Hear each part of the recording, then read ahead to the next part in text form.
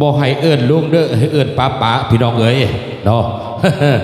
ทั้งเจ้ข่อยโอ้ยบักขนวดบักขนาดกันแล้วกันเด้อพี่น้องเด้ออันนี้เนี่ยเปิดว่าฮักแพ็กกันไว้คือข้าวเหนียวหนึ่งใบอาจจะจุเพชรเต็งบางคือน้ำถึงข้าวเหนียวเอาย่อยๆคือสินใจทางให้ทางบ่แล้วปีหน้าที่เคยว่าน้ำกันเนาะให้คุ้มหมดคุ้มสินน้ำกันมานี่ขอขอบคุณใจทั้งแผนกแม่ครัวเด้อพี่น้องเด้อทั้งแผนกรักษาเพียโอ้ถึงเวลาผักลาบซอยหอมไว้ซาก่อนสะอ่อนเด้เจ้าเขาก็บอกใจทั้งเจ้าการเจ้างานเจ้าภาพเนาะพี่น้องเนาะเขาก็บอกใจทั้งบรรดาแขกบรรดาทานบรรสุกุลสุคนกันละก่อนเด้อพี่น้องเด้อเฮ็ดได้สีบนซื่อๆนับกันบอกให้ทั้งบรรดาแขกบรรดาทานบนสุกุลสุคนกันแล้วกันบริโนเอายกจอกเราจอกเบียร์นับกันเด้อพี่น้องเด้ออันนี้แหละผลกันยังว่าสุขอยู่ในเมืองฟ้ามีแต่แดดกับผลนะสุขอยู่ในเมืองคนมีแต่กินกับมวลเราเป็นดอกเขาก็บอกใจทั้งเกศทั้งเฮียทั้งไอเสียคนนี้ที่เดินทางมาจากเมืองไซบุทองทั้งเฮียใหญ่ข่อยเนาะเป็นเนาะเมื่อนี้เพิ่นกับมางานนั่นของเสียเพิ่นว่าเนาะเป็นเนาะก็ถือว่าขอบอกใจเพิ่นว่าโอ้ยหาน้ำมันใส่อยู่ใส่กับบ่ได้มาได้อยู่สวรรค์เขตนครไกรสอนเพิ่นว่า เจ้าน้ำมันบ่มีเลยติดต่อหาองค์ทางขนส่งติดต่อหาขนส่งเด้อเพิ่นว่าเด้อครับน้ำมันบ่มีนั่นองค์ทางขนส่งองค์ทางขนส่งเด้อพี่น้องเด้อครับบ่มีน้ำมันดันไปเอาน้ำองค์ทางขนส่งน้ำเป็นเนาะ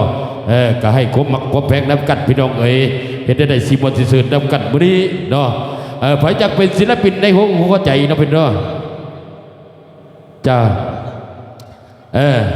มอบให้ทั้งย่าอ้ายเพิ่นเด้อทั้งหัวหน้าวงคอยเสพบรรเลงเสียงเพลงให้น้ำเป็นเนาะมาอ้ายมาบัดนี้มาเอาเป็นหมอลำเด้อบัดนี้เด้อเอาเป็นหมอลำมาบอกใจให้ลืมเขาหรือว่าสายอูสายใจก็แล้วกันเด้อพี่น้องเด้อเอาเป็นหมอลำก็แล้วกันเด้อเอาบนน้ำกันกับอีตาเขาซกก็แล้วกันเด้อพี่น้องเด้อ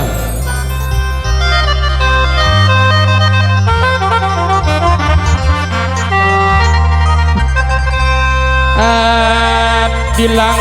ยาหวนพอ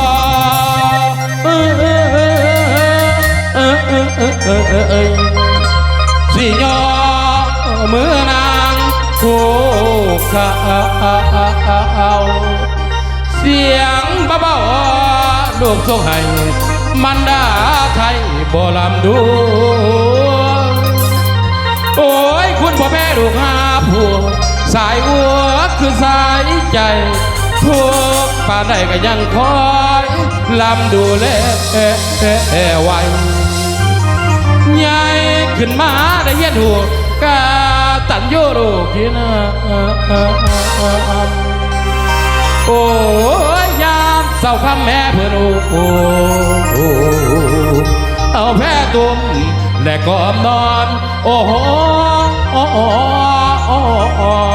โอ้ยเดนา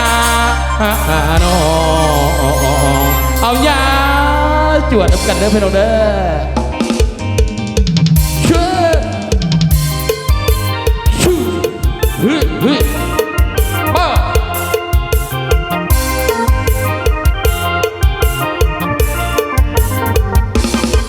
ลูกใหญ่แม่คนตาลูกลา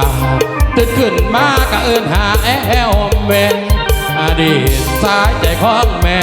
สายใจของแม่คือสายหูเป็นปองสายหูนั้นปองคือสายใจเป็นลูกอยู่ไกลและแท้ก็ยังห่วงคิดขึ้นมาน้ำตาไหลลุกห่วงแม่คงและเป็นห่วงถึงดวงสายใจยามใกล้บ้านยามคิดเห็นความเก่าคิดขึ้นมาแล้วเศร้าเงาห่วงหลัง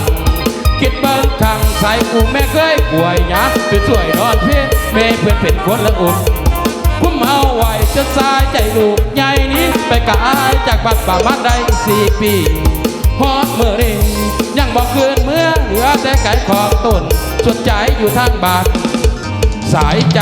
ไม่ได้อุ้มสู่พอกับสายอุ้มไม่ได้ผูกพัน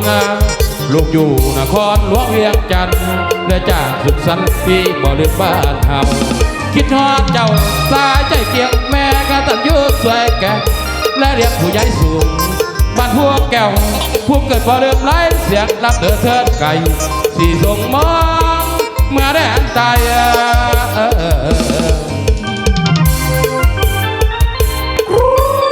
เฮ้ยเฮ้ยเฮ้ยเฮ้ยเอาขอขอบคุณใจทั้งเยี่ยมวันเด้อเดินทางมาจากเมืองไซบุทอง